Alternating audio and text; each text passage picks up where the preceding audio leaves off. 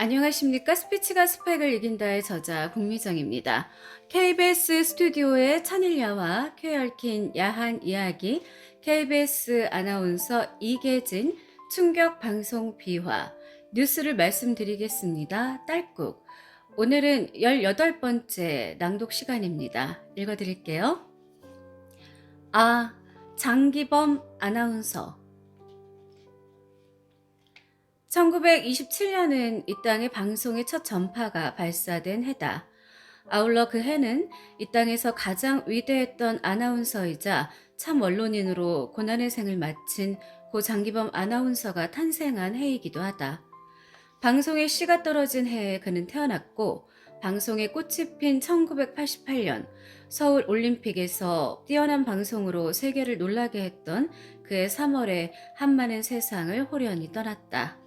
장기범 아나운서, 그는 누구인가? 이 글을 읽는 사람 가운데 그가 누구인지 모르는 사람이 많을 것이다. 당연한 일일지도 모른다. 그는 화려한 역사의 조명을 받고 산 사람들과는 달리 시대에 어울리지 못한 모습으로 한 그루 전나무처럼 살다 갔기 때문이다. 물론 그를 바로 알고 잘 알고 있는 사람들도 많이 있다. 대부분 가까이에서 그를 지켜본 사람들이다. 아나운서 장기범, 언론인 장기범, 인간 장기범, 선비 장기범, 상식인 장기범. 참으로 여러 면모로 수식되지만 곱게 평생을 살아온 모습만은 일관된 한 맥으로 흘렀다. 이제 여기 강화도가 바라다 보이는 김포군 월곤면 양지바른 언덕에 자리 잡은 고 장기범 아나운서 묘소의 묘비명을 실어 그분의 생을 더듬어 보려 한다. 한글로 옮겨 적는다. 시대의 아픔을 가슴으로 사기신 운둔의 지사, 난세를 학처럼 사신 위대한 상식인, 방송의 한 시대를 풍미하시며 모든 방송인의 사표가 되신 준엄한 선비. 그러나 달과 술을 사랑하셨던 낭만인, 당신은 한국의 영원한 아나운서. 인천에서 많은 인물이 났지만 혹지 않은 인천 삼절로 고유섭 선생, 김문호 선생과 함께 방송인 장기범 선생을 서슴없이 꼽는다. 젊은 날의 명성과 생을 통해 변치 않았던 고든 지조를 아는 사람들의 생각이다. 그는 확실히 시대의 선비였다. 고려대학교를 졸업한 장기범 아나운서는 모교의 위대한 시인이요 사상가인 조지훈 선생을 흠모하였다. 항상 지조론을 가까이 두고 읽었고 시절이 어수선할 때마다 지훈 선생을 만나 이야기하고 싶어 했다. 이야기는 과분이라며 아무 말 없어도 좋으니 약주 한 잔 대접하고 싶다고 늘 말했다. 그러나 놀라운 것은 조지훈 선생의 마음속이었다.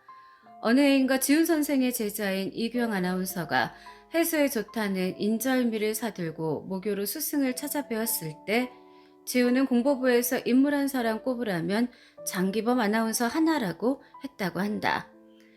6.25 동란으로 서울의 중앙방송국이 부산으로 밀려갔을 때 피난지에서 두어 번 우연히 만난 적이 있을 뿐인 두 선비의 사연이다. 장기범 아나운서는 살림이 넉넉하지 않았어도 항상 돈에 초연했고 돈에 대해 엄격했다. 앞뒤가 안 맞는 말 같지만 분명히 그러했다. 자신의 수입에는 초연했고 남의 돈에는 엄격했기 때문이다. 1959년 장기범 아나운서는 미국의 소리 우리말 아나운서로 파견됐다. 그의 도미 소식이 당시 리버티 뉴스, 대한뉴스의 전신에 소개될 정도로 주목받는 아나운서였다. 당시 그의 공무원 계급은 사무관으로 평아나운서에 비해 봉급이 많았다. 뒤에 퍽 오랜 세월이 지난 뒤에 알려진 이야기지만 미국에 있는 동안 자신의 사무관 봉급을 고스란히 어려운 두 후배에게 나누어 지급하도록 조치해놓고 미국으로 떠났다는 것이다. 이유는 미국에 가면 본인은 당당히 미 국무성의 봉급을 받게 될 터이니 이중으로 돈을 받을 수 없다는 것이었다. 가난한 두 후배들이 마음 편히 받도록 하기 위해 본인들에게만 이야기하고 그 밖에는 그 누구에게도 이야기한 적이 없었는데 그때 가난했던 시모 아나운서의 해묵은 발설로 최근에야 세상에 알려지게 됐다.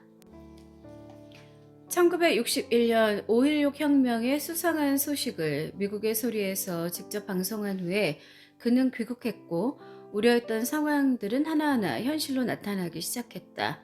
그는 근본적으로 군의 정치 개입은 어떠한 이유에서도 정당화할 수 없다고 생각했다. 결국 그의 반골적 사상은 스스로 고난의 길을 걷게 만들었으며 평생을 가난 속에서 살도록 압박했다.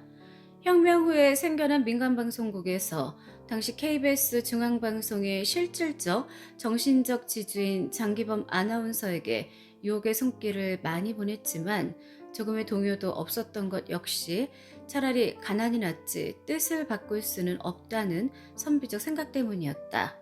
그러나 가난한 후배들이 더 나은 대우를 약속하는 곳으로 자리를 옮길 때는 잡지 못했다. 가난의 고통은 나 혼자로 족하다는 의미였다. 공직자로서의 자세는 현대판 목민관의 표본 같았다. 여기에 두 가지 일화를 소개한다.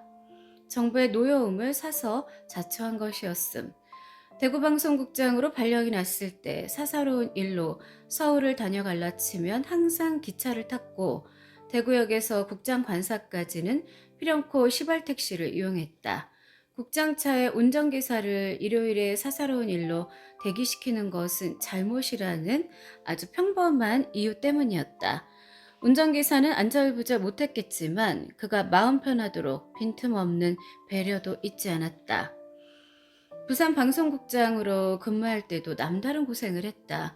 전임자가 물려준 방송국 빚을 해결하기 위해 재임 기간 동안 항상 허름한 음식점에서 손님 접대를 했고 관사에 기거하며 연탄을 손수 갈아 넣을 정도였다. 그러나 한 번도 자랑하거나 생색을 낸 일이 없었다. 그저 부하 직원들에게 자연스럽게 보이도록 노력했을 뿐이다. 그 결과 빚을 상당히 줄일 수 있었는데 그러한 사정을 모르는지 아는지 그 후 어떤 후임자가 자신이 인계받은 빚이 장기범 국장의 빚이라며 고발하려 했을 때 좋은 후배들의 증언으로 누명을 벗을 수 있었다. 이러한 면모가 혹시 여유 없고 매몰차게 느껴질지 모르겠으나 그의 마음은 포근하고 넉넉하고 서민적으로 소탈했다. 대구 방송국장으로 재직할 당시 방송국 정문 앞에 라이터 장수와의 사귐은 유명한 이야기다. 천성적으로 술과 사람 사귐을 좋아하는 장기범 국장은 근무가 끝나면 국장의 신분을 떠나 똑같은 처지의 보통 사람으로 돌아가 방송국 앞 라이터 장수와 술을 마시며 이야기했다.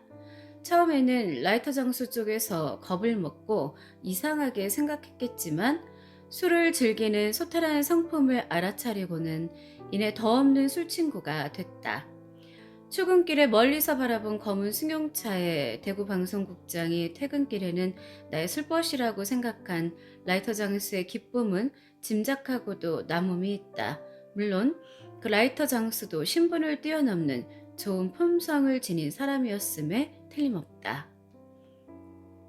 사람을 좋아하는 성품으로 가림없이 사귀고 버텼지만 분명한 원칙이 있었다. 인간 위주로 사귀었을 뿐 계급 위주로 사귀지 않았다는 것이다.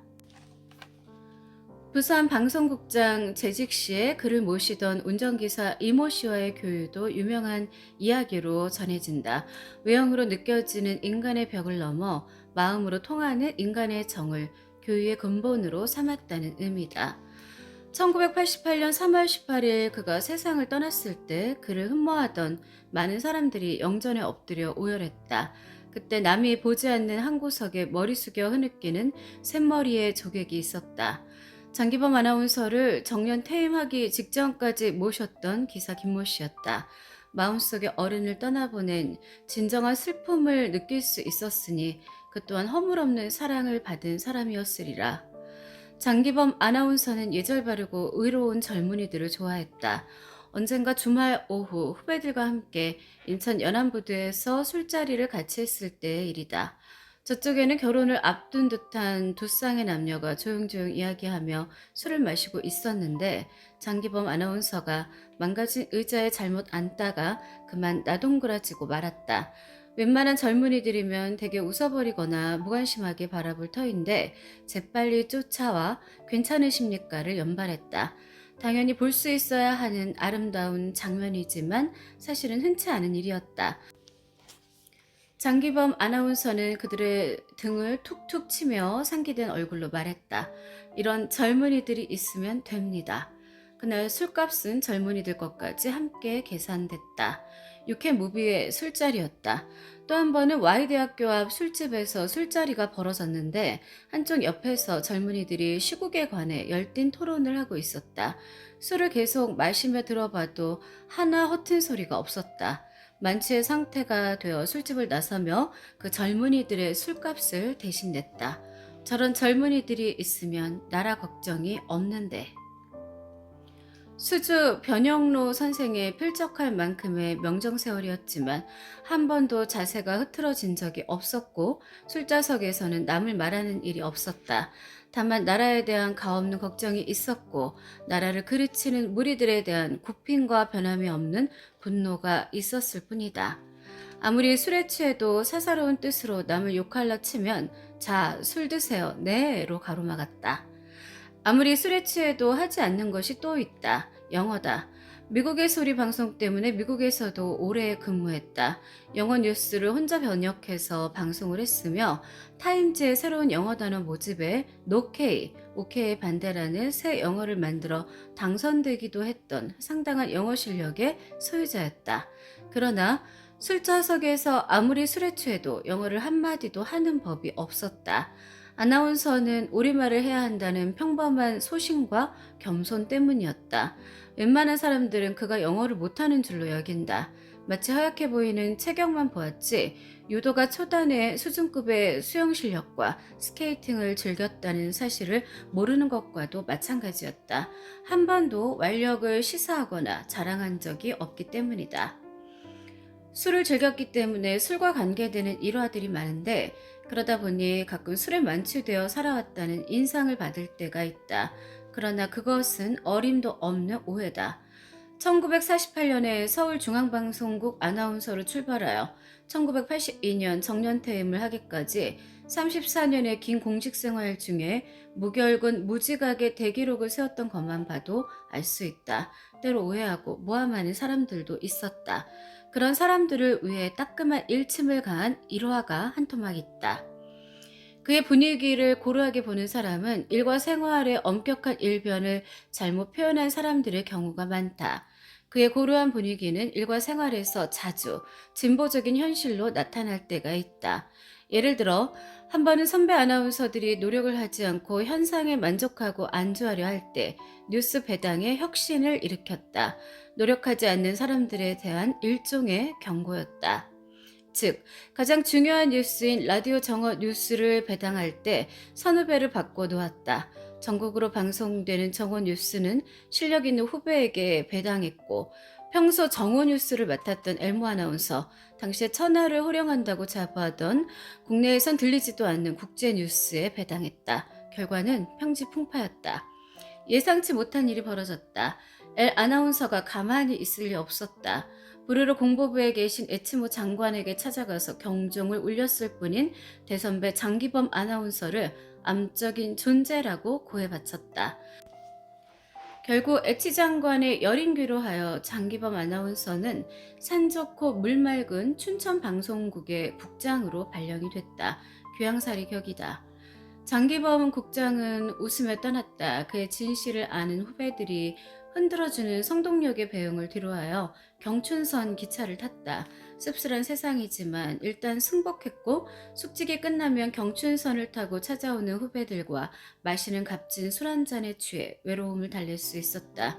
우리는 마치 제주로 귀향간 추사 김정희를 찾던 이상적의 옛 이야기를 연상할 수 있다. 에치 장관의 알 수 없는 노여움 때문에 춘천으로 간 장기범 국장은 못난 무리들에 의해 감시되었고 모함이 계속됐다. 어느 날 그런 소문을 들은 부하 직원이 장 국장에게 진언했다. 국장님, 큰일 나겠습니다. 왜요? 국장님께서 이곳에 오신 후로 술만 잡숫는다는 소문이 서울까지 파다하다는데요. 아, 알았어요. 그 사람들에게 이렇게 전하세요. 술만 먹는 것이 아니라 술도 먹고 낚시도 하고 방송도 한다고요. 그뿐이었다. 더 이상의 성냄도 없었다. 장기범 아나운서의 그릇이었다. 자신을 미워하는 사람들까지 용서하는 넓은 마음이 있지만 그의 고집은 유명해서 한번 마음먹은 것은 꺾지 않으며 옳다고 생각하면 생명을 걸고 해냈다. 유명한 아나운서, 중후한 인품의 아나운서였던 장기범 원장, 정년퇴임 전에 가졌던 마지막 직함이 그러하였다. 방송연수원장의 뜻이다. 재직 중에 수많은 사람들로부터 결혼식 주례 부탁이 있었으나 모두 고사하였다. 이유는 단 한 가지. 제가 인생에 대해서 뭘 압니까였다. 다만 60이 넘어서 인생이 뭔가를 알 때가 되면 그때는 주례를 서겠다고 했고 그 말은 분명히 지켜졌다. 청첩장에 이름을 인쇄해서 주례를 부탁하는 사랑하는 후배에게까지도 진정 사양했다. 미안합니다. 제가요 그 인쇄 비용을 대신 드리지요. 결국은 주례를 서지 않았다. 장기범 아나운서의 고집은 업무에서 더욱 빛났다. 맡은 일에 목숨도 거는 숭고한 자세가 후진들에게 항상 용기를 주었다. 1950년 6.25 동란이 일어났다. 그날 아침 7시에 북괴남침 제1보가 국방부 발표로 방송된 후 숨막히는 상황 속에 전황이 연일 보도됐고 남침 북괴군이 서울로 밀고 들어와 급기야는 정동방송국에서도 6월 27일 자정에 공식적인 방송을 모두 종료했다. 한국방송공사 발행, 한국방송 60년사. 6월 27일 밤 9시쯤 이미 대전까지 내려간 이승만 대통령이 서울을 유선으로 연결하여 서울 시민에게 안정해 줄 것을 호소하는 막판 상황이었다. 그로부터 3시간 후인 27일 밤 자정에 방송은 공식적으로 종료됐다. 그러나 방송이 종료되고 방송국 직원도 함께 철수해야 하는 마지막 긴박한 상황에서 젊은 아나운서 장기범은 겨우 1년 반의 짧은 경력이었지만 혈기 있는 청년의 면모를 보였던 것이다. 정동방송국 연주소를 마지막 떠나는 28일 새벽에 행진고 레코드판을 걸어놓고 포성에 쫓겨 방송국을 빠져나왔다. 장기범 아나운서의 후일담 중에서 그것은 생명을 위협받는 상황에 있었던 젊음의 객기가 아니었다. 저게 포성에 하루하루 무너져가는 나라를 위한 마지막 봉사라는 생각에서였다. 그러나 아무도 그때를 증언해줄 사람은 없었다. 또 그것을 원치도 않았다. 다만 어느 날 술자리에서 사랑하는 후배들에게 지나가는 일상의 말처럼 했던 이야기였다. 하마터면 영영 묻혀버릴 뻔했던 이야기였다. 후배들은 장기범 선배를 그래서 좋아한다. 꾸밈 없고 인정 있고 강직하고 투철하고 너그럽고 소탈하고 명쾌하고 그릇큰 전인의 모습을 존경한다. KBS에 한평생 몸담고 있었지만 후배 사랑에 어떠한 차별과 벽도 두지 않아서 민방의 아나운서 후배들도 두루 사랑했고 관심을 두었다. 방송을 듣고 말이 잘못됐으면 주저없이 전화를 걸어 칭찬 격려한 뒤에 고쳐주었다. TV보다 라디오를 더 사랑했다. 빛나는 방송보다는 그늘진 방송을 열심히 들어주었다. 그리고 만나면 꼭 따사로운 말 한마디라도 잊지 않았다. 그런 장기범 아나운서에게 1980년의 방송 통폐합은 가장 큰 충격이었고 분노였다. 당시 부산방송국장이었던 장기범 아나운서는 통합 후 첫 크리스마스에 후배들이 그리워 서울로 올라왔다. 비통한 마음이었다. KBS뿐만 아니라 통합된 전 방송국의 간부급 아나운서들이 두루 모인 술자리를 스스로 마련했다. 암담한 마음, 답답한 심정으로 민방의 유랑민들을 위로하면서 마시고 또 마셨다. 많은 말이 필요한 것도 아니었다. 그냥 시대의 상황이 가슴 아팠을 뿐이었다. 만취된 모습으로 밴드의 마이크를 잡고 목매어 울며 아리랑을 합창하는 것으로 울분을 대신했다. 그러나 최후의 한마디를 매서웠다. 이렇게 한 지붕 아래 어디 가나 아나운서. 그래 한 지붕 아래 다행스럽다. 그러나 이 몹쓸 놈들아. 그렇다. 항상 그러한 생각, 그러한 행동으로 일관한 34년이었기 때문에 그는 그 흔한 이사자리 본부장 자리 하나 못했고 군부를 미워하고 집권자를 인정하지 않았기 때문에 영광의 자리가 마련되지 못했다. 아니다. 마련해 주겠다는 자리조차도 박차버렸다는 표현이 맞다. 1971년 아나운서이면서 KBS 보도부장, 지금의 보도본부장 역할을 담당하고 있을 때 정부에서 시키는 박 대통령 지지 집회 인파수를 그대로만 보도했어도 비단 방석이 준비가 됐을 테지만 끝내 소신을 지키다가 대구방송국장으로 자천돼 버렸고 앞서 이야기한 대로 방송국 앞 라이터 장수와 만나게 됐다. 그는 한 점의 부끄러움이 없었다. 자리에 연연하지 않았던 참 언론인의 모습에서 우리는 그분의 풍모를 느낄 수 있어 좋다. 그것이 바로 명절 때마다 장기범 아나운서 댁이 대돌과 현관에 신을 벗어놓을 자리가 없을 정도로 붐빈 이유이며 최초의 아나운서 협회장으로 지낸 연결식에서 그를 흠모하던 사람들과 그를 두려워하던 사람들이 함께 머리 숙여 오열하게 했던 힘이었으며 무관이었던 그를 하늘 높이 생각하게 한 까닭이었다. 우리 아나운서들은 아직도 1987년 4월 28일, 실제 생일은 5월 5일에 후배들이 몰래 마련했던 장기범 아나운서 회가변의 흥분과 감동을 잊지 못한다. 소리 없이 성금을 모았고 가족들에게도 친구들에게도 전혀 낌새를 못 채게 하고 가족들이 마련해 드릴 수 없는 흥분된 회가변을 준비했다. 아나운서 후배들의 온 정성은 하나로 뭉쳤다. 방송국 아나운서들이 한날 한 장소에 그렇게 많이 모인 적이 없었다. 4월 28일 저녁 7시에 그 가슴 벅찬 광경을 우리는 아직도 기억한다. 숨죽이고 기립해 있던 수많은 후배들, 장기범 아나운서는 평소에 자주 약주를 대접하던 가까운 후배들의 손에 이끌려 그저 술 한 잔의 자리인 줄 알고 문을 들어섰다가 쏟아지는 박수에 넋을 잃어버렸다. 감격과 감동의 순간이었다. 1961년 송년특집 재치문답을 들으며 지난 세월을 되돌아보았고 39년이나 아래인 후배와 이야기를 나누며 희망을 이야기했다. 원래 주어 소리를 들을 정도의 주량이지만 한 사람도 빼지 않고 받은 술잔으로 장기범 아나운서는 만취가 돼버렸다.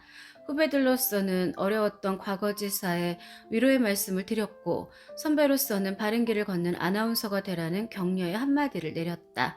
그리고 슬픈 마당이 아니었기에 연회장이 떠나가도록 목청도 두어 놀았다. 그날 주인 아주머니와 종업원들은 그 광경을 구경하느라 술과 고기가 얼마쯤 들어갔는지 계산을 놓쳐 음식값은 대충 치를 수밖에 없었다. 정확한 음과 방송 억양의 클래식이라고 일컬어지는 표준 억양, 대화의 목소리와 방송의 목소리가 합일되는 다사로운 음성은 후배 아나운서들에게 가히 오랜 세월 방송의 교본이 되었다. 한국의 유명한 아나운서 대부분이 장기범 아나운서를 모델 퍼슨으로 삼았다는 사실이 그것을 뒷받침한다. 충청남도 서산이 고향인 변흥전 아나운서의 일화가 특히 재미있어서 여기에 예로 소개해본다. 지치문답을 진행하던 장기범 아나운서가 청취자 엽서 당첨자를 소개하는데 그때 마침 학생이었던 변흥전 군의 엽서가 뽑혔다.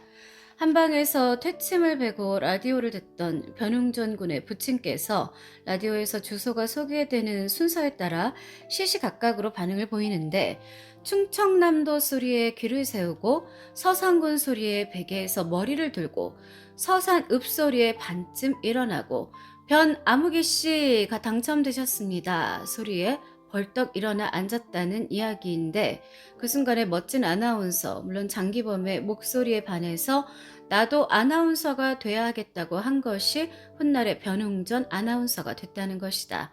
아나운서로서, 언론인으로서, 선배로서, 운둔의 지사로서, 인간으로서 전인의 모습을 보여준 장기범 아나운서.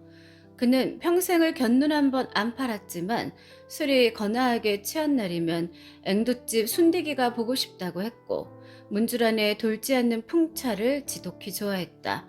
돌지 않는 풍차의 사연이 그 무엇이었는지는 몰라도 언제나 그 노래를 들으며 껄껄껄 한 세상을 바람처럼 날려보냈던 것이다. 타계한 날짜는 3월 18일이지만 아나운서 후배들은 5월 5일의 탄생일에 맞춰 추모제를 연다. 매년 5월 5일이면 김포군 월곶 장기범 아나운서 묘소에는 추모의 향불이 피워질 것이다.